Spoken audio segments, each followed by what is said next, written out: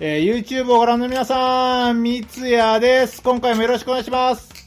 今回なんですけども、こちらですね、スクイドインダストリーズの箱には入ってるんですけれども、中身は違います。こちらね、Twitter の方でリク兄さんといった方がいらっしゃるんですけれども、その方がですね、自分でバタフライナイフを作ってみたということだったので、こちらの方ね、レビューしてほしいといった依頼がありましたのでね、今回こちらのね、レビューをしていこうと思います。はい、早速なんですけどもね、開けていこうと思います。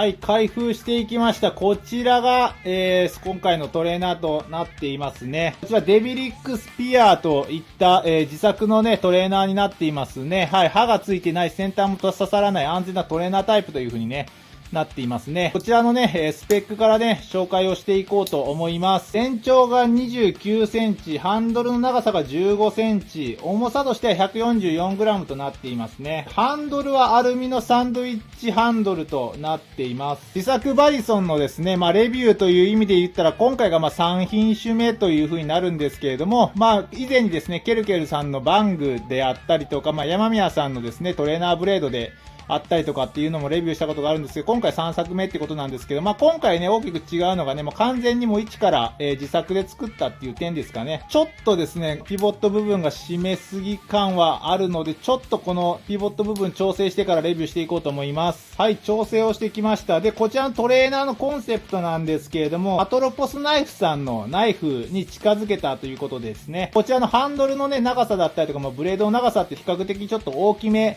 になってるんですけども、アトロポスナイフさんのね、ナイフのような感じで少し大きめにね、あえて作ったようなデザインとなっていますね。そしてこのトレーナーに使っている材質なんですけども、ホームセンターなのでね、揃うものばかりで作ったということになっていますので、こちらの方ね、ぜひ作ってみたいという方はですね、DM をもらえればですね、作り方についてはね、教えるという風なコメントもいただいていますね。そしてですね、このピボット部分だったりとかのこのネジですね、こちらの部分ですけど、基本的にバタフライナイフ、だいたいトルクススクリューが使われてるんですけども、今回はプラスドライバー、マイナスドライバーで調整できるタイプのね、ネジが使われていますね。こんな感じになっていますね。バタフライナイフっていう趣味ですね。いろんなバタフライナイフ、こんなバタフライナイフ買ってね、こう集めてみたりとか、フリップしてみたりっていうね、趣味なんですけど、いろんなバタフライナイフに触ってるとね、面白いんですけれども、やっぱりね、こう世界に1本しかない、こう自分オリジナルのナイフが欲しいと、作りたいという風にね、考える方がね、いらっしゃって、今回のようにね、作っているね、方がね、何人かいらっしゃいますね。ちょっとこちらの方ね、テストフリップしてみて、実際ね、どんな感じなのかレビューをしていこうかなと思います。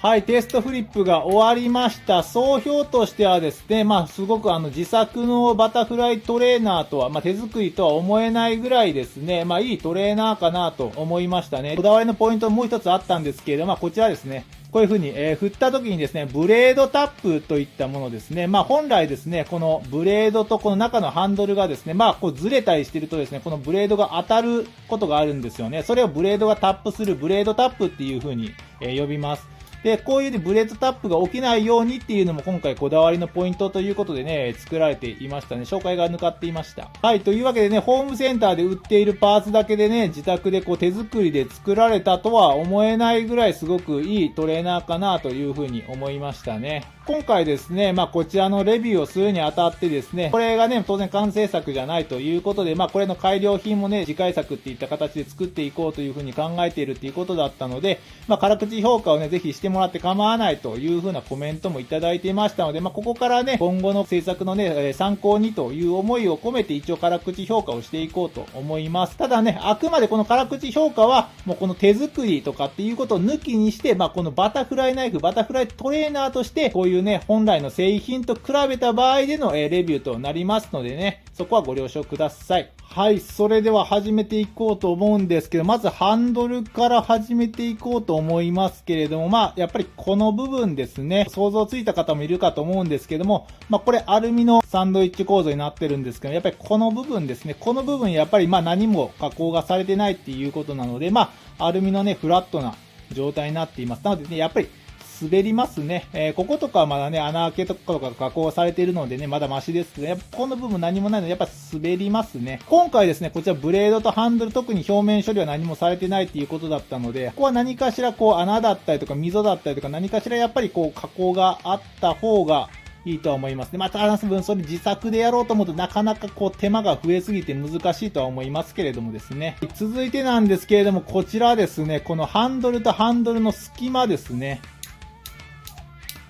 聞こえますか？はい、そうなんですよね。このハンドルとハンドルの隙間がもう限りなくゼロになってるんですよね。こちらがクラーケンなんですけれども、まあ、見比べてください。この隙間ですけど、こちらはね、こういう風に隙間が空いていますね。それに対してこちらは隙間がないですね。で、クローズ時も同様ですね。こちらはこういう風に隙間が空いているのに対して、こちらは隙間がね、全くないですね。まあこれどっちがいいのっていう話なんですけれども、正解としてはまあこちらの隙間がある方が、いいと、なっていますね。理由はすごく単純なんですけども、やっぱりこういう風にね、バタフライナイフとか振ってるとですね、人間の皮膚とか肉ですね、のハンドルとハンドルの隙間にね、こういう風にちょっと若干巻き込まれがちにね、なります。その時にこういう風に隙間があるとですね、まあその部分に肉が挟まれそうになってもですね、まあ隙間があるのでギュッと挟まれることはないので、まあ指がね、怪我したりすることはないんですけども、こちらのようにね、隙間が限りなくゼロということで、まあさっきからね、自分も若干振っててね、ちょっと何回か挟まれそうになったんですけど、まあこういう風にね、握ったりしてる時に、この指の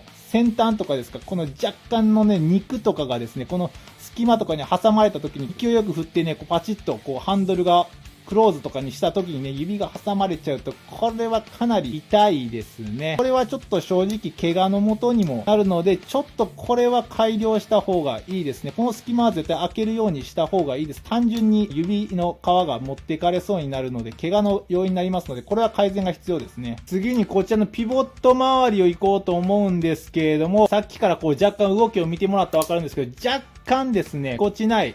動きをしていますね。で、これですけど、ピボット部分が締めすぎなのかなということで、最初にね、ピボット部分調整しますという風に言ってたんですけれども、こちらですね、調整してもですね、やっぱり若干ぎこちない動きをしていますね。で、なんでかなと思ってよくよく見たらなんですけどもですね、この部分とブレードですね、が若干なんですけど、この角度ですね、これぐらいの角度になった時、ここがですね、干渉し合っちゃってますね。これがですね、完全にここ手応えで何か当たってるなっていう違和感があったんですけれども、この部分がおそらく干渉してますね。なのでちょっとハンドルがやっぱりスムーズに動かない。若干ですけども、やっぱり抵抗になってるなっていうのが感じますね。ちょっと抵抗しないようにもう少し余裕を持って改良した方がいいかなと思いますね。続けてピボット部分でいくんです。今回ね、ホームセンターで売っているものでっていうことなのでね、こういったネジを使ってるんですけど、ネジ自体はいいんですけれどもですね、やっぱりこういう風に見てもらったらわかりますかね。この部分ですけれども、こういう風に完全にね、ネジのね、頭がボコッとね、出てる状態ですね。で、こちらクラーケンなんですけど、こういう風に見てもらったらわかりますけれども、もう完全にね、もうフラットになってるんですね。ネジ頭がそのハンドルのね、中に収納されて表に出てない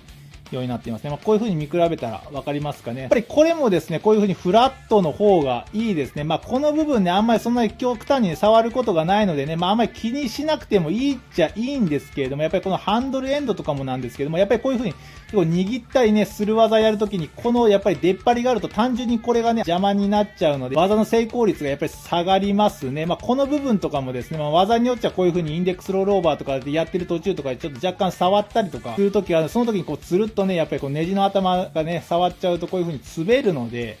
ちょっとやっぱりこれはね、難しいですけども、この頭の部分はしっかりこのハンドルの中に収められるように、この部分もね、少し改良した方がいいと思いますね。続けていくんですけども、このピボット周りですね。これね、今回レビューが終わった後でまた変装するようになっているので、今回分解はしないので、あくまで想像の話をするんですけれども、おそらくですけど、このピボット部分ですね、ワッシャーは入ってるんですけれども、ベアリングも使っていなさそうですし、ブッシングも入ってない、いわゆるブッシングなし、ベアリングなしのタイプの、なってると思いますね。でもやっぱりこのブッシングかベアリングどちらかはね、やっぱり使わないとですね、ちょっとどちらもなしだとですね、やっぱり違和感がありますね。かなりやっぱり振ってて、ハンドルにね、抵抗を感じるので、結構ハンドルがスムーズとはやっぱり言いづらい。どうしてもやっぱり抵抗を感じながら振る感じになります。なので結構力強くグッと振らないと、結構抵抗でね、回転が